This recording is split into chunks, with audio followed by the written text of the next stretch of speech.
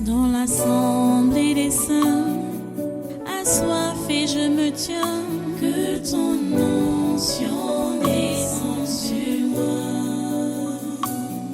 Conscient que mon destin est dans le creux de ta main, que ton onction descende sur moi. Je suis disposé, assoiffé, que ton onction descende sur moi. Je suis disposé, assoiffé, que ton onction descende sur moi.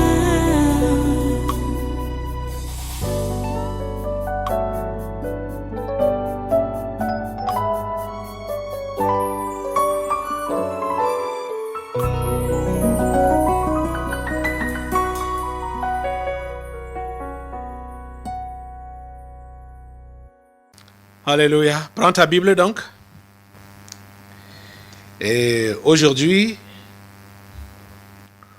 ouvre avec moi dans Philippiens.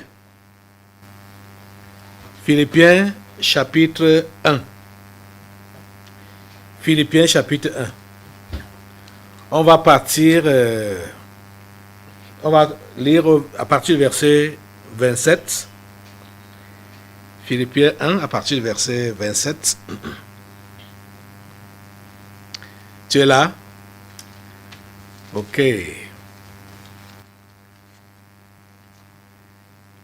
Il est écrit seulement conduisez-vous d'une manière digne de l'évangile de Christ, afin que, soit que je vienne vous voir, soit que je reste absent, j'entende dire de vous que vous demeurez ferme dans un même esprit, combattant d'une même âme pour la foi de l'évangile, sans vous laisser aucunement effrayer par les adversaires, ce qui est pour eux une preuve de perdition, mais pour vous de salut. Et cela de la part de Dieu, car il vous a été fait la grâce par rapport à Christ, non seulement de croire en lui, mais encore de souffrir pour lui, en soutenant le même combat que vous m'avez vu soutenir et que vous apprenez maintenant que je soutiens. Prions le Seigneur. Père trois fois saint, nous te remercions pour ta parole de ce moment et de ce jour particulièrement. Et notre prière à toi est que tu puisses disposer notre esprit ou nos esprits à recevoir ta parole, et tu disposes nos cœurs à obéir, à t'obéir, à pratiquer cette parole. Oh Dieu, s'il te plaît, interviens dans nos vies et accomplis ta volonté parfaite dans nos vies, dans chacune de nos vies, dans notre nation et dans ce monde, Seigneur, que ta volonté soit faite sur la terre comme au ciel. C'est notre prière à toi, ô Dieu. Écoute-nous, exauce-nous, Seigneur. Nous te prions au nom puissant de Jésus. Amen. Amen. Voilà, prenez place. Et une fois de plus, soyez les bienvenus au Tabernacle de la Liberté.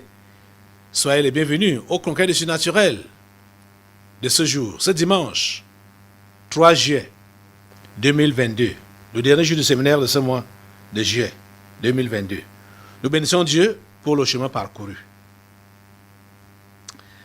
Je sais que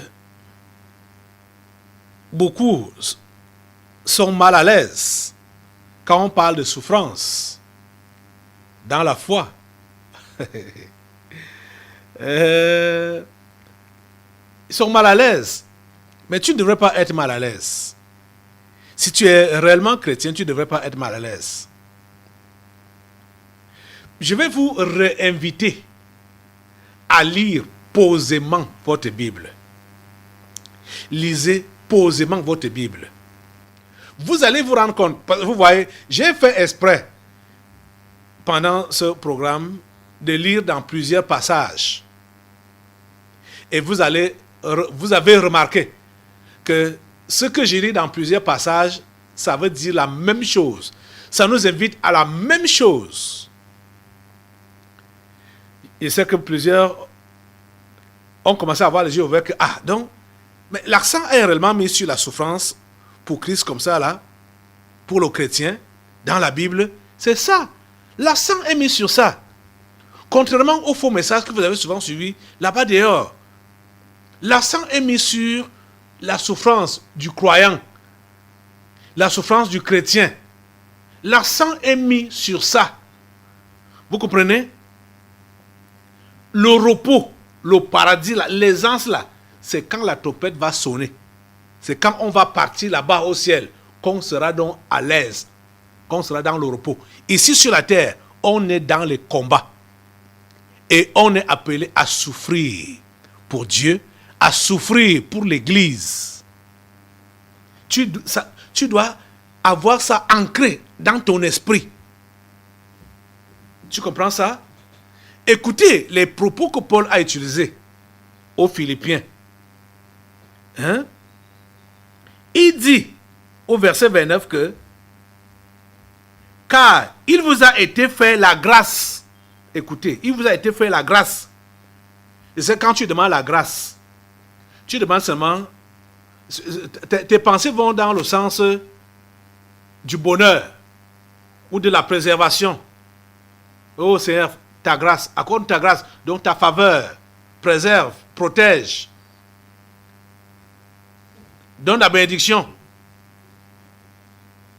Car il vous a été fait la grâce par rapport à Christ. Non seulement de croire en lui, on a la grâce de croire en Jésus. C'est une faveur, puisque le salut est un don. Et le don ne se mérite pas. C'est pourquoi on parle donc de grâce.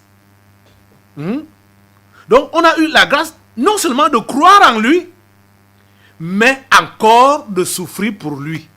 C'est une grâce, c'est une faveur, c'est un don de souffrir pour Christ. Ah Seigneur, tu es merveilleux, tu es merveilleux, tu es merveilleux. Je sais que certaines personnes, et j'ai même vu comment les esprits étaient amusés par ça, quand je vous ai montré le clip de ce qui s'est passé avec moi là-bas au palais de justice. Vous étiez en train de voir que je riais. Moi, je riais pendant qu'il me brutalisait. Ça me faisait rire. Parce que dans mon cœur, j'avais pitié de lui. Parce que certaines personnes peuvent se demander, mais on a réussi à bousculer le pasteur de cette façon-là. Oui. On l'a bousculé. Et Dieu a permis que ce soit comme ça. Si Dieu ne voulait pas qu'on puisse le bousculer, il n'allait pas le bousculer. Mais il a permis que ce soit comme ça.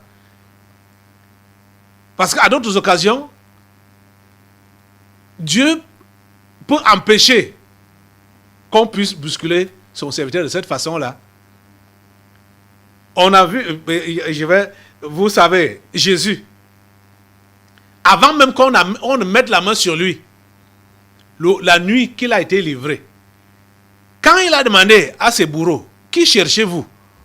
Ils ont dit Jésus de Nazareth. Il a dit c'est moi. La puissance de Dieu les a bousculés, ils sont allés tomber. Vous voyez? Si Dieu ne voulait pas qu'il soit arrêté, il n'allait pas être arrêté. Et vous vous rappelez, un jour ici, il y a certains individus qui sont venus ici pour vouloir faire du bruit. Je suis sorti en route, c'était en route, les tentes étaient à la route, on était encore, je crois que c'était encore dans l'ancienne église, hein, la petite église, où on mettait les tentes en route, on mettait les tentes à la cour de l'école et les gens étaient également dans les salles de classe. Cela était en route, sous les tentes, en route. Je suis sorti, comme je faisais les attouchements là, ces persécuteurs-là,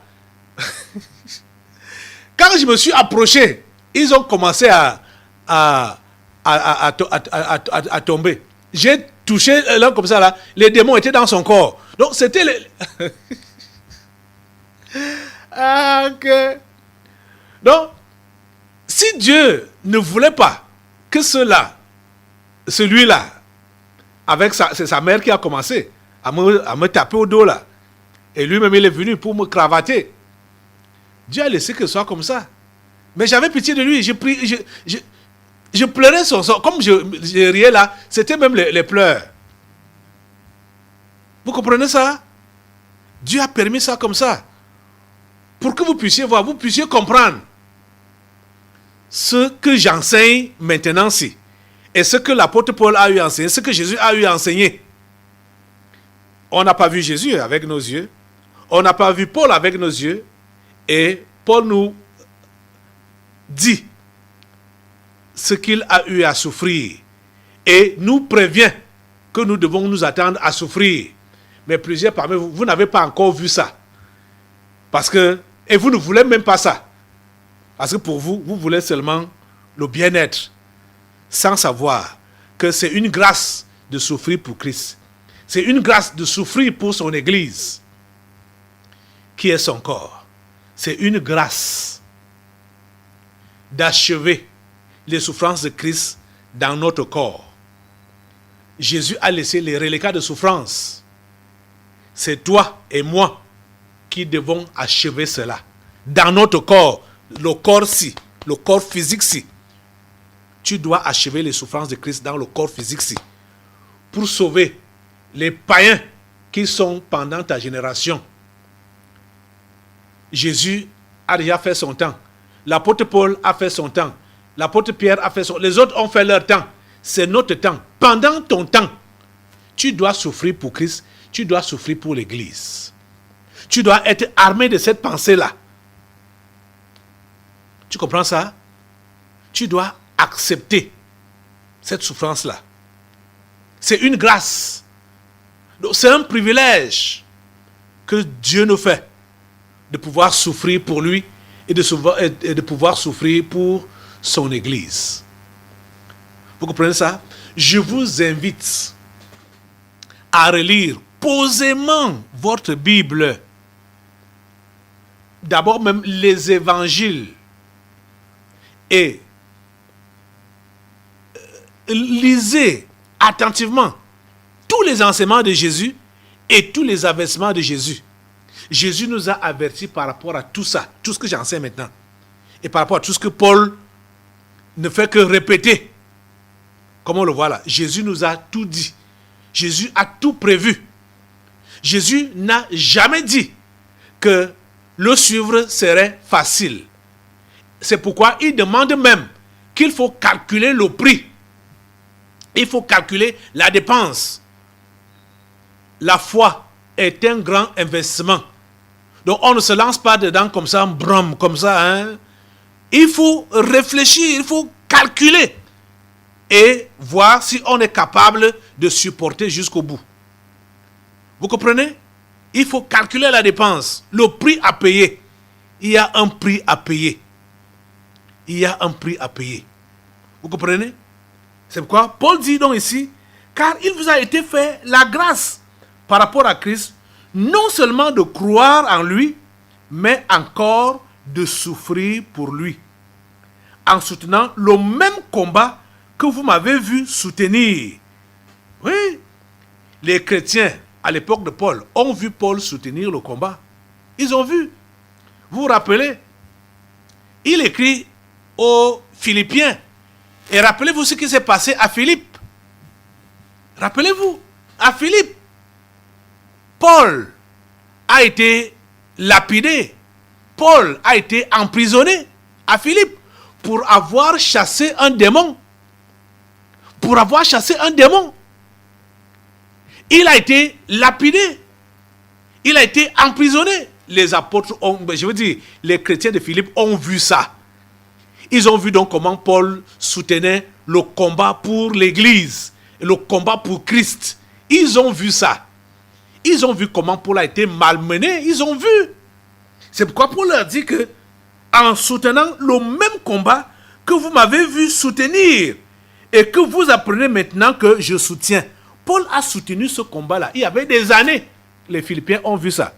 Et c'est pas parce que Paul avait soutenu beaucoup de combats auparavant que Dieu lui a dit, ok, tu as déjà beaucoup combattu, ça va comme ça, va en retraite. C'était jusqu'à la mort. Et Paul dit qu'il est en train de soutenir encore les combats jusqu'à présent. Vous êtes en train de comprendre ça? Il n'y a pas de retraite dans la chrétienté. Il n'y a pas de retraite dans le combat. Il n'y a pas de retraite dans la souffrance. Pour Christ et pour l'Église. Il n'y a pas de retraite. C'est jusqu'à la mort. Jusqu'à la mort.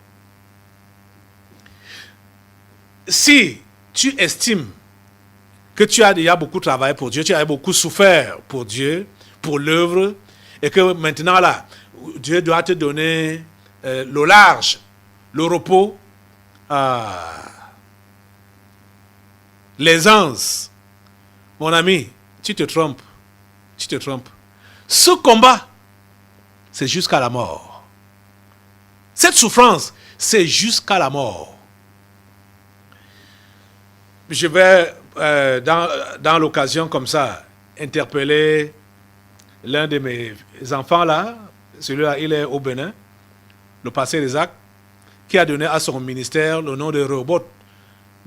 Et il ne cesse de rappeler ça à son assemblée que Dieu nous a... Bon, il récite ce qui a été dit par Isaac après avoir creusé le puits, après avoir connu, c'était Isaac, je crois, bon, en tout cas, comme il connaissait l'opposition, il creusait les puits, on ferme, il creuse les puits, on ferme. Après, ils ont creusé un puits, bon, qu'on a pu fermer, et ils ont donc conclu que c'était soit Abraham, soit Isaac, quelque chose de ce genre-là. Mais ils ont donc conclu il a conclu que Dieu va les faire prospérer dans le pays, Rehoboth. Et il ne fait que répéter ça. Mon fils, il va te dire que il n'y a pas de repos dans la foi chrétienne. Il n'y a pas de repos. C'est le combat jusqu'au bout.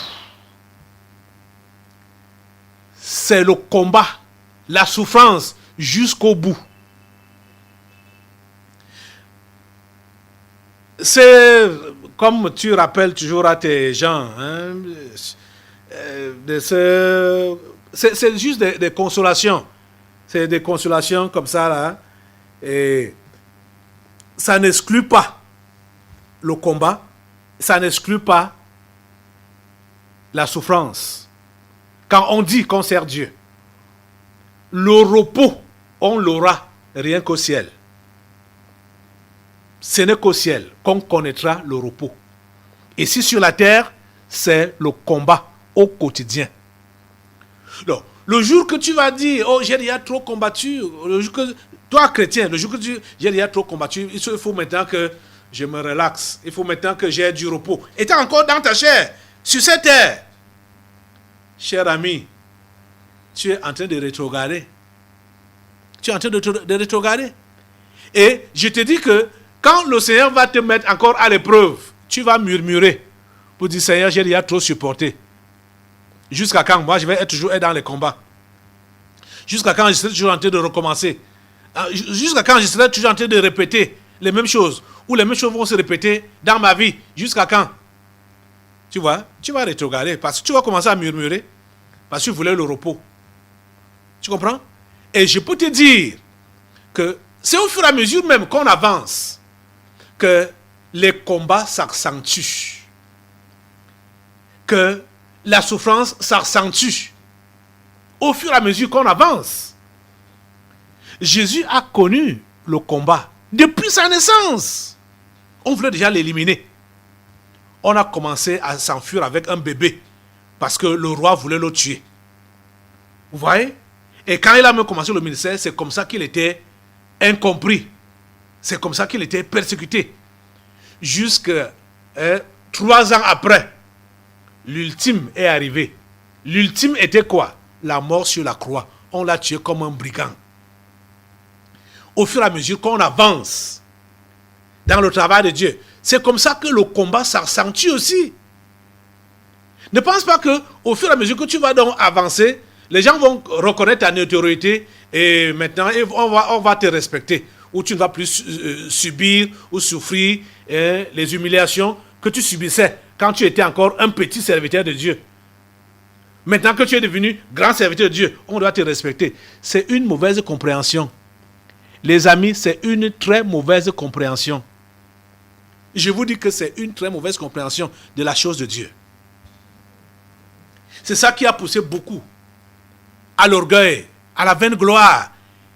Et avec ça, ils sont sortis devant Dieu parce qu'ils voulaient la notoriété. Ils voulaient être respectés. Ils sont sortis devant Dieu. Ils ont continué à faire du bruit, pensant que Dieu est avec eux, alors que Dieu n'est plus avec eux. Depuis le temps qu'ils ont dit que non, c'est assez comme ça. Je ne veux plus je vais souffrir jusqu'à quand? Je vais être humilié comme ça jusqu'à quand? Je dois quand même aussi manger les fruits de mon travail. J'ai trop souffert dans ma vie. J'ai trop souffert dans ce ministère. Il faut maintenant du repos. Mon ami, ne tiens jamais ce genre de langage-là. Ne tiens jamais ce genre de langage-là. Tu comprends ça? Que le Seigneur t'aide à comprendre. Dans l'assemblée des saints, assoiffé je me tiens, que ton onction descende sur moi. Conscient que mon destin est dans le creux de ta main, que ton onction descende sur moi. Je suis